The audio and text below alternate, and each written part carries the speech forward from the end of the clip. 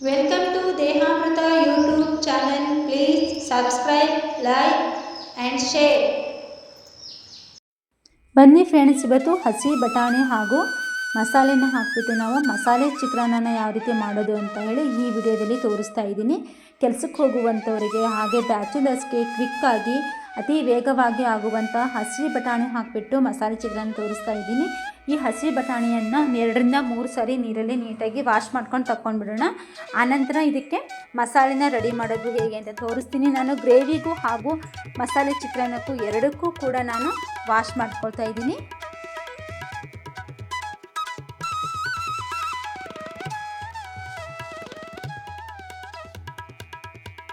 ಚಿತ್ರಾನ್ನ ಯಾವ ರೀತಿ ಮಾಡೋದು ಅಂತ ಹೇಳಿ ಈ ವಿಡಿಯೋದಲ್ಲಿ ತೋರಿಸ್ಕೊಡ್ತೀನಿ. ತುಂಬ ಹೆಲ್ತಿ ಆದ ಚಿತ್ರಾನ್ನ, ತುಂಬ ಚಳಿಗಾಲಕ್ಕೆ ತುಂಬ ಒಳ್ಳೆಯದು, ತುಂಬ ಟೇಸ್ಟಾಗಿರುತ್ತೆ. ನೋಡಿ, 3 ಲವಂಗ, 2 ಏಲಕ್ಕಿ ಹಾಗೆ 1 ಇಂಚಿನಷ್ಟು ಶುಂಠಿ ಹಾಕಿಬಿಟ್ಟು, ಹಾಗೆ 4 ಕಾಳುಮೆಣಸಿನಕಾಳು, ಕೊತ್ತಂಬರಿ ಕಡ್ಡಿ ಹಾಗೆ ಹಸಿಮೆಣಸಿನಕಾಯಿನ ಹಾಕಿಬಿಟ್ಟು 1 ಇಂಚಿನಷ್ಟು ಶುಂಠಿ ಹಾಕಿ, ಆನಂತರ 1 ಗಡ್ಡೆ ಬೆಳ್ಳುಳ್ಳಿನ ಹಾಕ್ತಾಯಿದ್ದೀನಿ.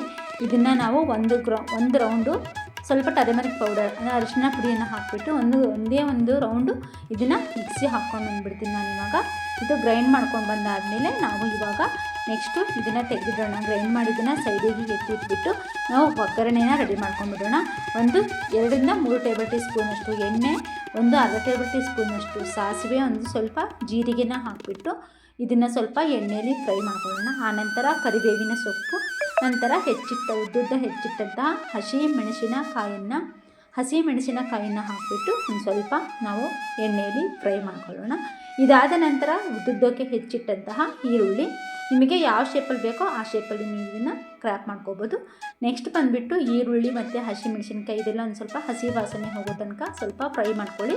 ಈ ಈರುಳ್ಳಿಗೆ ಉಪ್ಪು ಹಾಕಬೇಕಲ್ವ, ಅದಕ್ಕೆ ಒಂದು ಸ್ವಲ್ಪ ರುಚಿಗೆ ತಕ್ಕಷ್ಟು ಸ್ವಲ್ಪ ಉಪ್ಪು, ಇನ್ನೊಂದು ಸ್ವಲ್ಪ ಅರಿಶಿಣ ಪುಡಿ ಹಾಕ್ತಾಯಿದ್ದೀನಿ. ಇದನ್ನೆಲ್ಲ ನೀಟಾಗಿ ಈ ರೀತಿ ಮಿಕ್ಸ್ ಮಾಡ್ಕೊಂಡ್ಬಿಡೋಣ. ಈ ರೀತಿ ಕಲಿಸ್ಬಿಟ್ಟು ನಂತರ ನೋಡಿ ಇದಕ್ಕೆ ನಾವು ರುಬ್ಬಿಟ್ಟಂತಹ ಮಸಾಲೆನ ಹಾಕ್ಕೊತಾ ಇದ್ದೀನಿ. ಈ ಮಸಾಲೆಗೆ ಏನೇನೆಲ್ಲ ಹಾಕಿದ್ದೀನಿ ಅಂತ ಹೇಳಿದ್ದೀನಲ್ಲ, 3 ಲವಂಗ, 2 ಏಲಕ್ಕಿ, 1 ಅರ್ಧ ಅಥವಾ 1 ಇಂಚಿನಷ್ಟು ಶುಂಠಿ, 1 ಗಡ್ಡೆ ಬೆಳ್ಳುಳ್ಳಿ ಹಾಕಿದ್ದೀನಿ. ಹಾಗೆ ಕಾಳು ಮೆಣಸಿನ ಕಾಳನ್ನು ಯಾವುದೇ ಕಾರಣಕ್ಕೂ ತಪ್ಪಿಸ್ಬಿಟ್ಟು ಕಾಳು ಮೆಣಸಿನ ಕಾಳನ್ನು ಹಾಕ್ಕೊಂಡು ಅದಷ್ಟು ಕರಿಬೇವಿನ ಸೊಪ್ಪು, ಆಮೇಲೆ ಹಸಿಮೆಣಸಿನಕಾಯಿ ಮತ್ತು ಕೊತ್ತಂಬರಿ ಸೊಪ್ಪನ್ನು ಗ್ರೈಂಡ್ ಮಾಡಿಟ್ಟಿದ್ದನ್ನು ಹಾಕ್ತಾಯಿದ್ದೀನಿ. ನೀವು ಬೇಕಿದ್ರೆ ಪಾಲಕ್ ಸೊಪ್ಪನ್ನು ಸ್ವಲ್ಪ ಬಿಸಿ ಮಾಡಿಬಿಟ್ಟು ಗ್ರೈಂಡ್ ಮಾಡಿ ಹಾಕ್ಕೋಬೋದು, ಅದು ತುಂಬ ಚೆನ್ನಾಗಿರುತ್ತೆ. ನಾನು ಮತ್ತು ಹಸಿ ಕೊಬ್ಬರಿನ ಮಿಕ್ಸಿಯಲ್ಲಿ ಗ್ರೈಂಡ್ ಮಾಡಿಬಿಟ್ಟು ಹಾಕ್ತಾಯಿದ್ದೀನಿ. ಇದು ಆಪ್ಷನಲ್ಲಿ, ಬೇಕಿದ್ರೆ ನೀವು ಹಾಕ್ಕೋಬೋದು, ಬಿಡಲ್ಲ ಅದನ್ನು ನೀವು ಇದನ್ನು ಸ್ಕಿಪ್ ಕೂಡ ಮಾಡ್ಕೋಬೋದು.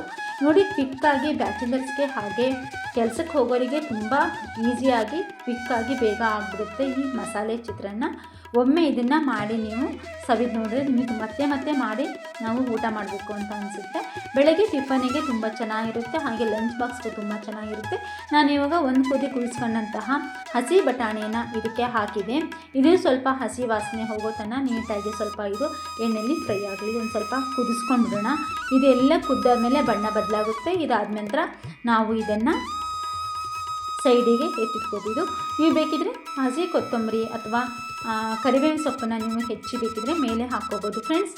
ನಂತರ ನೋಡಿಬಿಟ್ಟು ಬನ್ನಿ, ಇದೇನು ಗೊತ್ತಾ, ನಾವು ಹಸಿ ಬಟಾಣಿನ ಹಾಕಿ ಇದನ್ನು ಮಸಾಲೆ ಚಿತ್ರಾನ್ನ ಮಾಡ್ತಾಯಿದ್ದೀನಿ. ನಾನು ಹಸಿ ಬಟಾಣಿ ಇಲ್ಲದೇ ಇರೋ ಟೈಮಲ್ಲಿ ಶೇಂಗಾ ಮತ್ತು ಉದ್ದಿನಬೇಳೆ ಮತ್ತು ಕಡಲೆಬೇಳೆ ಹಾಕಿಬಿಟ್ಟು ಒಗ್ಗರಣೆಗೆ ಹಾಕ್ಕೊಂಡು ಅದನ್ನು ಹಾಗೆ ಸಾದಾ ಪ್ಲೇನ್ ಕೂಡ ಮಾಡಿಕೊಂಡು ಇದನ್ನು ಊಟ ಮಾಡ್ಬೋದು. ಇವಾಗ ಬಟಾಣಿ ಇದೆಯಲ್ಲ ಅಂತ ಬಟಾಣಿ ಹಾಕಿದೆ, ಬಟಾಣಿ ಇಲ್ಲ ಅಂದಾಗ ನಾವು ಶೇಂಗಾ ಮತ್ತು ಕಡಲೆಬೇಳೆ ಹಾಕಿ ಮಾಡ್ಕೊಳ್ತೀನಿ. ಯಾವುದೇ ಕಾರಣಕ್ಕೂ ನೋಡಿ, ಬಿಸಿ ಎಣ್ಣೆಗೆ ಬಿಸಿ ಪದಾರ್ಥಕ್ಕೆ ನಿಂಬೆ ಹುಳಿನ ಹಿಂಡಲಿಕ್ಕೆ ಹೋಗಬೇಡಿ, ಇದು ಆರೋಗ್ಯಕ್ಕೆ ಒಳ್ಳೆಯದಲ್ಲ. ಆ ಕಾರಣಕ್ಕೆ ನಾವು ಈ ಮಸಾಲೆ ಬಿಸಿ ಅನ್ನದ ಜೊತೆ ಕಲಿಸ್ಕೊಳ್ತೀವಲ್ಲ, ಆ ಕಲಿಸ್ಕೊಂಡಾದ್ಮೇಲೆ ಕೊನೆಗೆ ನಾವು ಈ ಅರ್ಧ ನಿಂಬೆ ಹುಳಿನ ಅದಕ್ಕೆ ಹಿಂಡ್ಕೊಂಡ್ಬಿಡೋಣ ಅಂತೆ. ಅದನ್ನು ನಿಂಬೆ ಹಣ್ಣನ್ನು ಕತ್ತರಿಸಿದ್ದನ್ನು ಸೈಡಿಗೆ ಇರ್ತೀವಿ. ನೋಡಿ, ಇವಾಗ ನಮಗೆ ಮಸಾಲೆ ರೆಡಿ ಆಯಿತು. ಬಿಸಿ ಅನ್ನಕ್ಕೆ ನಾವು ಇವಾಗ ಈ ಮಸಾಲೆನ ಮಿಕ್ಸ್ ಮಾಡಿ ಕಲಿಸ್ಕೊಂಡ್ಬಿಟ್ರೆ ನಮಗೆ ಮಸಾಲೆ ಚಿತ್ರಾನ್ನ ರೆಡಿ ಆಯಿತು. ಇಷ್ಟು ಮಸಾಲೆಗೆ ನಾವು ಕಲಿಸೋದಿಲ್ಲ, ನಮಗೆ ಒಂದು ಬೌಲಿಗೆ ಎತ್ತಿಟ್ಕೊಂಡ್ಬಿಡೋಣ. ಎಷ್ಟು ಬೇಕೋ ಅಷ್ಟೇ ಸ್ವಲ್ಪ ಸ್ವಲ್ಪ ಹಾಕಿ ಕಲಿಸ್ಕೋಬೋದು. ನೀವಿನ್ನೂ ಹೆಚ್ಚಿಗೆ ಎಣ್ಣೆ ಬೇಕಿದ್ರೆ ಹಾಕೊಂಡು ಮಾಡ್ಕೋಬೋದು. ನಾವು ಎಣ್ಣೆ ಜಾಸ್ತಿ ತಿನ್ನೋಲ್ಲ, ಆ ಕಾರಣಕ್ಕೆ ಎಣ್ಣೆ ಸ್ವಲ್ಪ ಹಾಕಿದ್ದೀನಿ. ಇದು ಬಿಸಿ ಬಿಸಿ ಅನ್ನಕ್ಕೆ 1-2 ಟೇಬಲ್ ಸ್ಪೂನಷ್ಟು ಅಥವಾ 1 ಟೇಬಲ್ ಟೀ ಸ್ಪೂನಷ್ಟು ಬಿಸಿ ಬಿಸಿ ಅನ್ನಕ್ಕೆ ತುಪ್ಪ ಹಾಕ್ಕೊಂಡು ಊಟ ಮಾಡಿದ್ರೆ ತುಂಬ ಟೇಸ್ಟ್ ಕೊಡುತ್ತೆ ಫ್ರೆಂಡ್ಸ್. ನೋಡಿ, ಇವಾಗ ನನಗೆ ಎಷ್ಟು ಬೇಕೋ ಅಷ್ಟು ಒಗ್ಗರಣೆನ ಸೈಡಿಗೆ ಎತ್ತಿಟ್ಕೊಂಡಿದ್ದೀನಿ. ಇನ್ನು ಉಳಿದಂತಹ ಇಷ್ಟು ಒಗ್ಗರಣೆಗೆ ಸ್ವಲ್ಪ ಸ್ವಲ್ಪ ಅನ್ನ ಹಾಕಿಬಿಟ್ಟು ಸ್ವಲ್ಪ ಒಗ್ಗರಣೆ ಹಾಕಿಬಿಟ್ಟು ನಾನು ಈ ಅನ್ನನ ಬಿಸಿ ಬಿಸಿ ಅನ್ನನ ಇವಾಗ ನಾನು ಮಿಕ್ಸ್ ಮಾಡ್ತಾಯಿದ್ದೀನಿ. ಇದು ಬಿಸಿ ಬಿಸಿ ತಿನ್ನಲಿಕ್ಕೆ ತುಂಬ ಟೇಸ್ಟಾಗಿರುತ್ತೆ ಫ್ರೆಂಡ್ಸ್. ನೋಡಿ, ಈ ರೀತಿ ನೀವು ಬೇಕಿದ್ರೆ ಬಾಸುಮತಿ ರೈಸ್ನೂ ಕೂಡ ಹಾಕ್ಕೋಬೋದು. ನಿಮಗೆ ಯಾವ ರೈಸ್ ಇಷ್ಟನೋ ಆ ರೈಸ್ ಹಾಕ್ಕೊಳ್ಳಿ. ನಾವು ಗದ್ದೆ ರೈತರಿಂದ ತೊಗೊಂಡ್ಬಿಟ್ಟು ಭತ್ತನ ಅಕ್ಕಿ ಮಾಡಿಸ್ಕೊಳ್ತೀವಿ, ಅದನ್ನೇ ಹಾಕಿ ತೋರಿಸ್ತಾ ಇದ್ದೀನಿ ವಿಡಿಯೋ. ನಮಗೆ ಅದು ಡೈಜೆಷನ್ ಆಗೋಲ್ಲ, ನಮಗೆ ಅದು ಹೆಲ್ತ್ಗೆ ಒಳ್ಳೆಯದಲ್ಲ ಅಂತ ನಮ್ಮ ಮನೇಲಿ ನಾವು ಅದನ್ನು ಮಕ್ಕಳಿಗೂ ಕೊಡೋಲ್ಲ, ನಾವು ಕೂಡ ತಿನ್ನೋಲ್ಲ. ನಾವು ಈ ರೀತಿಯೇ ಇರೋದು ರೈತರಿಂದ ಭತ್ತ ತೊಗೊಂಡ್ಬಿಟ್ಟು ಮಾಡಿಸಿರೋ ಅಕ್ಕಿಯನ್ನೇ ಊಟ ಮಾಡ್ತೀವಿ. ಅದು ಅನ್ಪಾಲಿಶ್ಡ್ ರೈಸು ಆರೋಗ್ಯಕ್ಕೆ ತುಂಬ ಒಳ್ಳೆಯದು. ಆದಷ್ಟು ನೀವು ಅನ್ಪಾಲಿಶ್ಡ್ ರೈಸ್ನ ಊಟ ಮಾಡೋದನ್ನು ರೂಢಿ ಮಾಡಿಕೊಂಡ್ರೆ ತುಂಬ ಒಳ್ಳೆಯದಾಗುತ್ತೆ. ನೋಡಿ, ನಾನು ಎಷ್ಟು ಬೇಕೋ ಅಷ್ಟೇ ಒಗ್ಗರಣೆನ ಹಾಕಿಬಿಟ್ಟು ನಿಧಾನಕ್ಕೆ ಇದನ್ನು ನೀಟಾಗಿ ಮಿಕ್ಸ್ ಮಾಡಿ ಕಲಿಸ್ತಾ ಇದ್ದೀನಿ. ಇದು ಬಿಸಿ ಬಿಸಿ ಇರ್ತಾ ತುಪ್ಪ ಹಾಕ್ಕೊಂಡು ಊಟ ಮಾಡ್ಬೋದು, ತುಂಬ ಚೆನ್ನಾಗಿರುತ್ತೆ. ಬನ್ನಿ ಇವಾಗ ಇದನ್ನು ಸರ್ವ್ ಮಾಡಿ ತೋರಿಸ್ತೀನಿ ನಾನು. ಹಾಯ್ ಫ್ರೆಂಡ್ಸ್, ಈ ರೀತಿ ರೆಸಿಪಿಗಳು ಕ್ವಿಕ್ಕಾಗಿ ಮಾಡುವಂಥ ರೆಸಿಪಿಗಳು ನಿಮಗೆ ಬೇಕಾದಲ್ಲಿ ದಯವಿಟ್ಟು ನಮ್ಮ ಚಾನಲ್ನ ಸಬ್ಸ್ಕ್ರೈಬ್ ಮಾಡಿ, ಬೆಲ್ ಐಕಾನ್ ಪ್ರೆಸ್ ಮಾಡಿ. ಹಾಗೆ ವಿಡಿಯೋ ಇಷ್ಟ ಆದಲ್ಲಿ ಲೈಕ್ ಮಾಡಿ ಹಾಗೂ ಫ್ಯಾಮಿಲಿ ಆ್ಯಂಡ್ ಫ್ರೆಂಡ್ಸ್ಗೆ ಶೇರ್ ಮಾಡಿ. ನಮ್ಮ ಚಾನಲ್ನ ಸಬ್ಸ್ಕ್ರೈಬ್ ಮಾಡಿ ನಮಗೆ ಸಪೋರ್ಟ್ ಮಾಡಿ ಫ್ರೆಂಡ್ಸ್. ಈ ರೀತಿ ಮಸಾಲೆ ಚಿತ್ರಾನ್ನ ಒಮ್ಮೆ ಮಾಡಿಬಿಟ್ಟು ಹೇಗಿತ್ತು ಅಂತ ಹೇಳಿ ಕಾಮೆಂಟ್ ಮೂಲಕ ದಯವಿಟ್ಟು ತಿಳಿಸೋದನ್ನು ಮರಿಬೇಡಿ.